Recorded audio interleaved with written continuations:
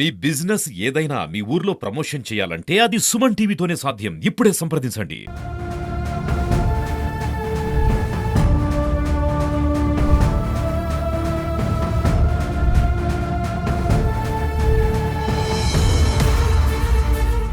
Hi hello నమస్తే welcome to Suman TV. నేను మీ Amarnath. Present మనం విశాఖపట్నం భీమిలి నియోజకవర్గం మధురవాడ కొమ్మాది దగ్గర అయితే ఉన్నాము. ఏదైతే మన భారతదేశ రహస్య సమాచారాన్ని ఇతర దేశాలకి అందిస్తున్నటువంటి దీంతో ఈ యొక్క జ్యోతి మల్హోత్రాను కూడా అదుపులోకి తీసుకుని విచారణ చేస్తున్నారు ఎన్ఐఏ అధికారులు. ఇటువంటి పరిణామంలో ఏదైతే గుండెల నిండా ధైర్యం నింపుకొని తన ప్రాణాలను కూడా పణంగా పెట్టి దేశ సరిహద్దుల్లో గస్తీ కాసే సైనికుడికి ఆ బాధ తెలుస్తుంది.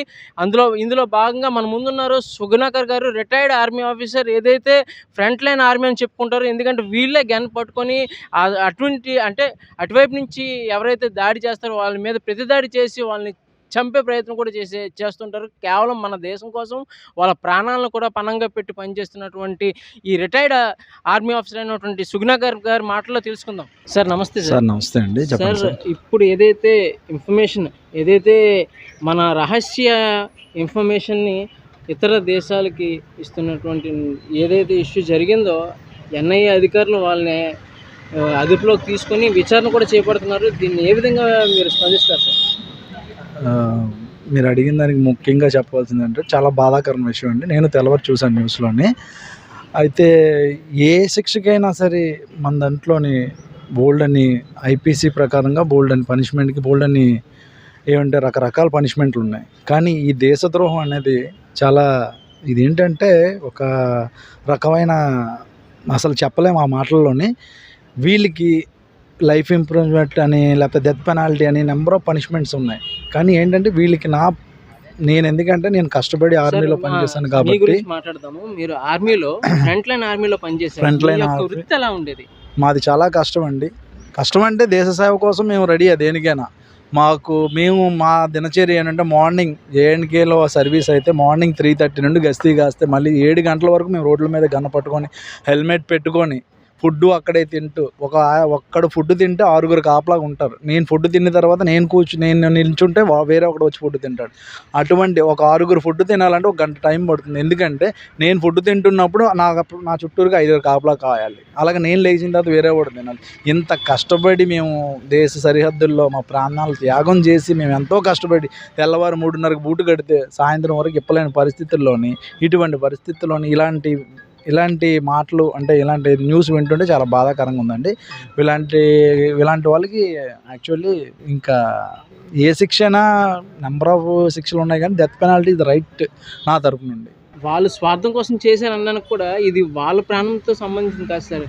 దేశ జనాభాలో ఉన్న ప్రతి ఒక్కరి ప్రాణంకి పణంగా పెట్టి మీరు పోరాడుతుంటే వీళ్ళు ఆ ప్రాణాలను నమ్మి ఇటువంటి పనులు చేస్తున్నారు. వీళ్ళని ఏ విధంగా శిక్షించమంటారు?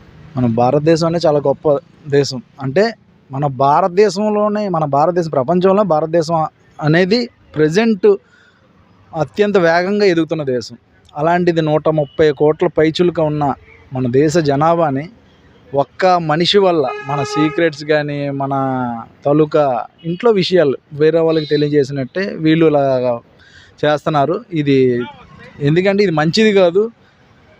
దేశ అభివృద్ధికి మనం ఇది చేస్తున్నట్టు మన ప్రాణాలు కూడా వాళ్ళ చేతిలో పెడుతున్నట్టు చేస్తున్నారు. సార్, మీ విషయంకి వచ్చేసరికి ఇండియన్ ఆర్మీలో సర్వీస్ చేసి మెయిన్ ఫ్రంట్ లైన్ ఆర్మీ అంటేనే వెపన్స్ పట్టుకొని పోరాడేది మీరు. అవును. సో మీ ఎక్స్పీరియన్స్ చెప్పండి. అసలు ఇటువంటివి విన్నప్పుడు మీకు ఏమనిపిస్తుంది సార్? చాలా బాధాకరంగా ఉంటుందండి. ఏం చేస్తాం, ఇంకా నా అన్నయ్యలు నా తమ్ముళ్ళు ఇంకా సర్వీస్ చేస్తున్నారు.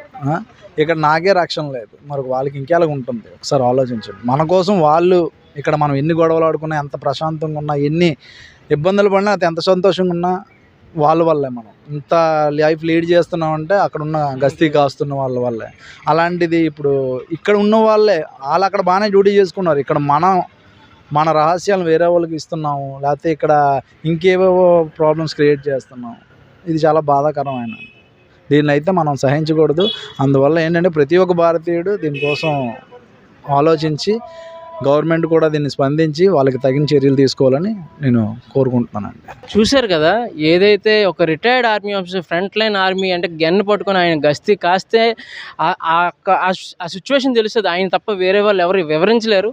సో అటువంటిది ఇటువంటి చర్యలు పాల్పడిన వారు ఎవరైనా సరే వెంటనే శిక్షించాలి. వాళ్ళకి ఎటువంటి టైం స్పాన్ ఇచ్చి వాళ్ళని డిలే అంటే శిక్ష వెంటనే అమలు చేయాలని చెప్పేసి కోరుకుంటున్నారు ఎక్స్ ఆర్మీ ఆఫీసర్ సుగుణకర్ గారు.